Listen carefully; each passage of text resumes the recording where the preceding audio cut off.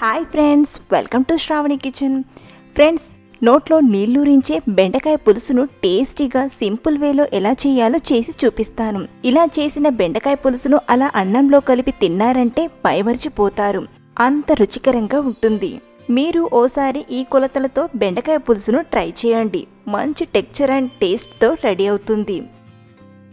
ముందుగా stove on చేసి ప్యాన్లోకి 2 table స్పూన్ల ఆయిల్ని తీసుకుని వేడి చేయండి.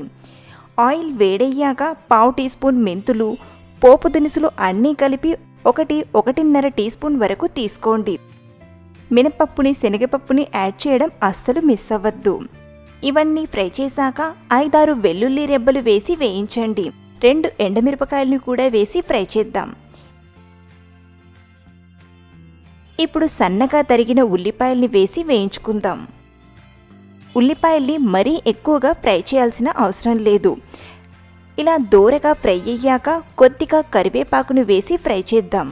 ఉల్లిపాయలు మనం బెండకాయలతో పాటు ఫ్రై చేయొచ్చు. ఇలా ఫ్రై అయ్యాక ఈ సైజులో కట్ చేసిన 1/2 కేజీ బెండకాయల్ని వేసి ఫ్రై చేసుకుందాం. హై ఫ్లేమ్లో కలుపుతూ 3 నిమిషాలు ఫ్రై చేయండి. 3 నిమిషాల తర్వాత కట్ చేసిన టమాటాను వేసి మరో 2 నిమిషాలు వేయించండి. కొద్దిగా ఉప్పుని వేసి వేయించండి. బెండకాయలు, టమాటా తొందరగా ఫ్రై అవుతాయి.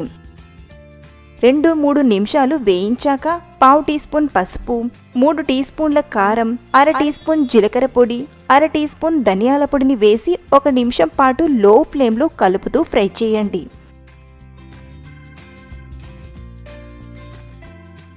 ఇప్పుడు పెద్ద నిమ్మకాయ సైజంతా చింతపండు నుండి తీసిన రసాన్ని యాడ్ చేయండి.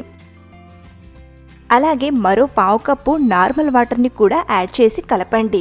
మూత పెట్టి బెండకాయలు మెత్తగా ఉడికేటంత వరకు ఉడికించుకుందాం.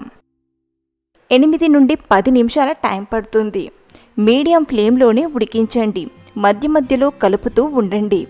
7-8 నిమిషాల తర్వాత చూడండి, బెండకాయ మెత్తగా ఉడికింది. చివరిగా కొత్తిమీర వేసి కలపండి. That's it. స్టవ్ ఆఫ్ చేసి సర్వ్ చేస్తే నోరూరించే బెండకాయ పులుసు రెడీ. అలా అన్నంతో తిన్నారంటే మంచి ఫ్లేవర్తో, టేస్ట్తో చాలా బాగుంటుంది. తిన్నవారు అస్సలు మర్చిపోలేరు ఈ రుచిని. సో ఫ్రెండ్స్, ఈ స్టైల్లో ఓసారి బెండకాయ పులుసుని ట్రై చేయండి. మీకు ఈ టేస్ట్ ఖచ్చితంగా నచ్చుతుంది. మరిన్ని సింపుల్ అండ్ వెరైటీ రెసిపీస్ కోసం మన శ్రావణి కిచెన్ ఛానల్ని సబ్స్క్రైబ్ చేసుకోండి. Thank you for watching.